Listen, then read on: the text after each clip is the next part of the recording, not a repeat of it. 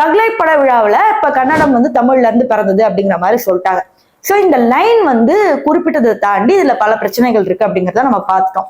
இப்போ விஷயத்துக்கு வருவோம். திராவிட மொழிகள் அப்படின்னா என்னென்னா தமிழ், கன்னடம், மலையாளம், தெலுங்கு இது எல்லாமே திராவிட மொழிகள். ஃபர்ஸ்ட் திராவிடம்னா என்ன அப்படிங்கிறது தெரிஞ்சுக்கணும். அதாவது சவுத் இந்தியன் லாங்குவேஜஸ் தான் திராவிடம் அப்படின்னு சமஸ்கிருதத்துல சொல்லுவாங்க. சமஸ்கிருதம்னா வேற ஒண்ணும் இல்ல, சான்ஸ்கிரிட்.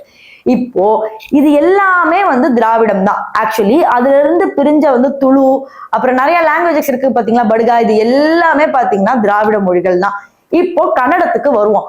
கன்னடமை பொறுத்த வரைக்கும் கிட்டத்தட்ட 2000 வருஷம் பழமையான மொழி. ஆனா தமிழ் பாத்தீங்கன்னா கிட்டத்தட்ட 5000 வருஷத்துக்கும் மேல, கிட்டத்தட்ட 10,000 years பேக்னு சொல்றாங்க. ஸோ இன்னும் பின்னாடி தேடிட்டே இருக்கும், போயிட்டே இருக்கும் அது. ஸோ தமிழ் இப்பதான் பிறந்ததுன்னு கரெக்டா வந்து டெஸ்டினேஷன் வச்சு சொல்லவே முடியாது. பட் கன்னடம் வந்து 2000 வருஷம் பழமையானது அப்படிங்கிறது நம்ம எல்லாருக்குமே தெரியும்.